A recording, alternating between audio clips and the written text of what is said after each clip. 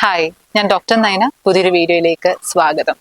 നമ്മൾ ഓരോരുത്തരും ജീവിതത്തിൽ എപ്പോഴെങ്കിലുമൊക്കെ ടഫ് ടൈമിലൂടെ കടന്നു പോകാറുണ്ടല്ലേ?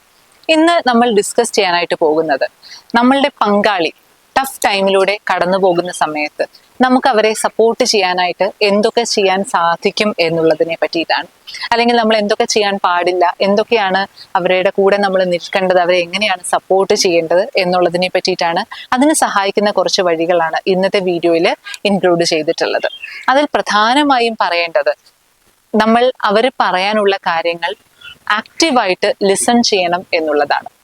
അവർക്ക് ഓപ്പൺ അപ്പ് ആവാനായിട്ട്, തുറന്ന് സംസാരിക്കാനായിട്ട് ഒരു സ്പേസ് നമ്മൾ ക്രിയേറ്റ് ചെയ്യുക എന്നുള്ളത്.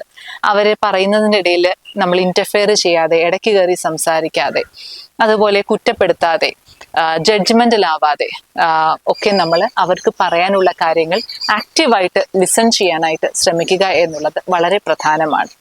നമ്മൾ പറയുന്നത് കേൾക്കുന്ന ഒരാൾ നമുക്കുണ്ട് എന്നുണ്ടെങ്കിൽ അത് ലോകത്തെ ഏറ്റവും വലിയൊരു ഭാഗ്യമാണ് എന്ന് പറയാനായിട്ട് ഞാൻ ആഗ്രഹിക്കുകയാണ്, അല്ലേ? ഇപ്പൊ നമ്മൾ ബുദ്ധിമുട്ടിലൂടെ കടന്നു പോകുമ്പോൾ എസ്പെഷ്യലി നമ്മളുടെ ഭാഗം കേൾക്കാനായിട്ട്, അല്ലെങ്കിൽ നമ്മൾക്കുള്ള ഫീലിങ്സ് മനസ്സിലാക്കാനായിട്ട് ഒക്കെ ഒരാളുണ്ട് എന്നുണ്ടെങ്കിൽ അത് വലിയൊരു ഭാഗ്യമായിട്ട് നമുക്ക് കരുതാനായിട്ട് സാധിക്കും. സോ അങ്ങനെ നമ്മളുടെ പാർട്ട്ണറിന് നമ്മൾ അങ്ങനെ ഒരു ഭാഗ്യം നൽകണം എന്നുള്ളതാണ് എനിക്ക് നിങ്ങളുമായിട്ട് ഷെയർ ചെയ്യാനുള്ളത്. സോ അവർ പറയുന്നത് ആക്റ്റീവായിട്ട് ലിസൺ ചെയ്യാനായിട്ട് ശ്രമിക്കുക, ജഡ്ജ്മെന്റൽ ആവാതിരിക്കാനായിട്ട് ശ്രമിക്കുക, ഇടയ്ക്ക് ഇന്റർഫെയർ ചെയ്യാതിരിക്കാനായിട്ട് ശ്രമിക്കുക, അവരുടെ ഫീലിങ്സ് കൂടി മനസ്സിലാക്കി നമ്മൾ അവരോട് പെരുമാറാനായിട്ട് ശ്രമിക്കുക. അതുപോലെ തന്നെ ചിലർ ബുദ്ധിമുട്ടിലൂടെ കടന്നു പോകുമ്പോൾ അവർക്ക് ഒറ്റയ്ക്കിരിക്കാനായിട്ട് ആയിരിക്കും ഇഷ്ടം. അങ്ങനെയെങ്കിൽ നമ്മൾ ഇടിച്ചു കയറി ചെന്ന് നീ എന്നോട് സംസാരിക്കുക, എന്താ സംസാരിക്കാത്തെ എന്നുള്ള രീതിയിൽ അങ്ങോട്ട് പോയിട്ട് നമ്മൾ അവരുടെ ഒരു പേഴ്സണൽ സ്പേസിലേക്ക് കയറണം എന്ന് ഞാൻ പറയുന്നില്ല. അങ്ങനെ ചെയ്യാൻ പാടില്ല. അവരുടെ ഒരു ബൗണ്ടറി നമ്മൾ ഡെഫിനറ്റ്ലി നമ്മളത് മനസ്സിലാക്കുകയും അതിനൊരു വില കൊടുക്കുകയും വേണം എന്നുള്ളത് തീർച്ചയായിട്ടും നമ്മുടെ മനസ്സിലുണ്ടാവണം. അവർ ഒറ്റയ്ക്കിരിക്കാനാണ് ആഗ്രഹിക്കുന്നതെങ്കിൽ അത് തീർച്ചയായിട്ടും നമ്മൾ നൽകാം, പ്രൊവൈഡഡ് അവർക്ക് മറ്റുള്ള സൂയിസൈഡ് ടെൻഡൻസികളോ സെൽഫ് ഹാം ടെൻഡൻസികളോ ഒന്നും ഇല്ല എന്ന് നമുക്ക് ഉറപ്പുണ്ടെങ്കിൽ ഡെഫിനറ്റ്ലി അവർക്ക് ഒറ്റയ്ക്ക് സമയം കൊടുക്കുന്നത് കൊണ്ട് യാതൊരുവിധ പ്രശ്നങ്ങളും ഇല്ല എന്നുള്ളത് നമ്മൾ മനസ്സിലാക്കുക. പക്ഷെ അവർക്ക് സംസാരിക്കാൻ ആഗ്രഹമുണ്ട് എന്നുണ്ടെങ്കിൽ നമ്മൾ ആക്റ്റീവായിട്ട് അത് ലിസൺ ചെയ്യാനായിട്ട് ശ്രമിക്കുക. അടുത്തത്, നമ്മൾ ക്രിട്ടിസൈസ് ചെയ്യാതിരിക്കുക.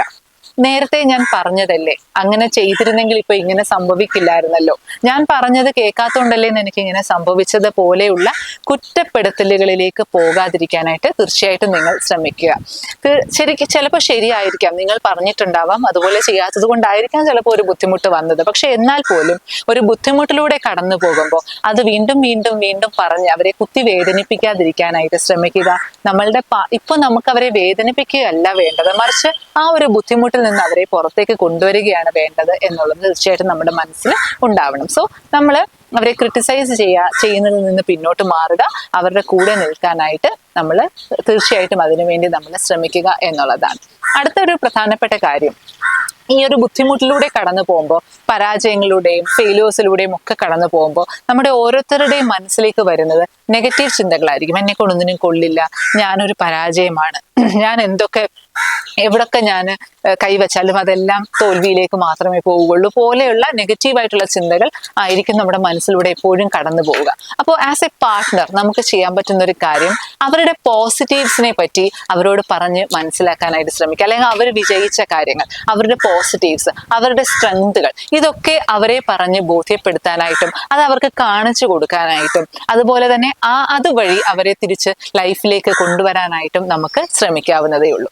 മറ്റൊരു കാര്യം, ബുദ്ധിമുട്ടിലൂടെ കടന്നു പോകുമ്പോൾ പലപ്പോഴും അവർക്ക് അവരുടെ ഡെയിലി ചോസ് ഒക്കെ കംപ്ലീറ്റ് ആക്കാനായിട്ട് ബുദ്ധിമുട്ടുണ്ടാവും. അത് ചിലപ്പോൾ അവർക്ക് ചെയ്യണം എന്നുള്ള നിർബന്ധമുള്ള കാര്യങ്ങളായിരിക്കാം, പക്ഷെ അവർക്ക് ചിലപ്പോൾ അത് ചെയ്യാൻ പറ്റണമെന്നില്ല. അപ്പോൾ അത് നമുക്ക് വേണമെങ്കിൽ അവരെ സഹായിച്ചു കൊടുക്കാം. ഒരു ആസ് എ സപ്പോർട്ട് നമ്മളത് സഹായിച്ചു കൊടുക്കുന്നത് അവർ ഒറ്റയ്ക്കല്ല എന്നൊരു ഫീലിംഗ് അവരിൽ ഉണ്ടാക്കുകയും എനിക്കൊരു സപ്പോർട്ട് ഉണ്ട്, എൻ്റെ കൂടെ ആളുണ്ട് എന്നൊരു പോസിറ്റീവായിട്ടുള്ള ഇത് അവരുടെ മനസ്സിലേക്ക് വരികയും ചെയ്യും എന്നുള്ളതാണ്. അപ്പോൾ ഏത് കാര്യത്തിലാണ് നമ്മൾ സഹായിക്കേണ്ടതെന്ന് നമ്മൾ സ്വയം ഡിസൈഡ് ചെയ്യുന്നതിനേക്കാൾ അവരോട് നമുക്ക് ഡയറക്റ്റ്ലി ചോദിക്കാം, നിനക്ക് എന്തിലാണ് ഹെൽപ്പ് വേണ്ടത്, അല്ലെങ്കിൽ എന്ത് കാര്യമാണ് ഞാൻ നിന്നെ സഹായിച്ചു തരേണ്ടത് എന്ന് ചോദിക്കുന്നതിലും യാതൊരു തെറ്റുമില്ല. അങ്ങനെ ചോദിച്ച് മനസ്സിലാക്കി ആ കാര്യങ്ങൾ നമ്മൾ ചെയ്തു കൊടുക്കാനായിട്ട് തീർച്ചയായിട്ടും നമ്മൾ ശ്രമിക്കുക. അതുപോലെയുള്ള ഒരു പ്രധാനപ്പെട്ട കാര്യം, ഈ ഒരു ബുദ്ധിമുട്ടിലൂടെ കടന്നു പോകുമ്പോൾ നമ്മളുടെ പേഴ്സണൽ കെയർ ഒക്കെ പലപ്പോഴും നമ്മൾ മറന്നു പോകും. സോ നമ്മളുടെ പാർട്ട്ണറും അതുപോലെ പേഴ്സണൽ കെയർ, എക്സസൈസ് ആയിക്കോട്ടെ, ഭക്ഷണം, ബാലൻസ്ഡ് ആയിട്ടുള്ള ഭക്ഷണം ആയിക്കോട്ടെ, സ്ലീപ്പ് ആയിക്കോട്ടെ, അതൊക്കെ അവർ മറക്കുന്നു അല്ലെങ്കിൽ അത് അവർ പ്രോപ്പർലി ചെയ്യുന്നില്ല എന്നുണ്ടെങ്കിൽ അതും നിങ്ങൾ ഓർമ്മിപ്പിച്ച് കൊടുക്കുകയും അല്ലെങ്കിൽ അവർക്കത് പ്രോപ്പർലി കിട്ടുന്നുണ്ട് എന്നുള്ള ഒരു ഉറപ്പ് നമ്മൾ വരുത്തുകയും ചെയ്യുക എന്നുള്ളതും പ്രധാനമാണ്. അതുപോലെ ഫിസിക്കൽ അഫെക്ഷൻ നമുക്ക് അവരോട് കാണിക്കാം. അത് ഹഗ് ചെയ്യുക, അല്ലെങ്കിൽ പുറത്ത് തട്ടുക, അല്ലെങ്കിൽ കയ്യിൽ പിടിക്കുക, അങ്ങനെ പല വഴികൾ ഓഫ് ഫിസിക്കൽ അഫെക്ഷൻ നമുക്ക് അവരോട് കാണിക്കാം. സോ അവരൊറ്റയ്ക്കല്ല, അവർക്കൊരു സപ്പോർട്ട് ഉണ്ട് എന്നൊക്കെയുള്ള ഒരു തോന്നൽ തീർച്ചയായിട്ടും നമ്മുടെ പാർട്ട്ണറിന്റെ മനസ്സിൽ വരാനുള്ള സാധ്യത കൂടുതലാണ്.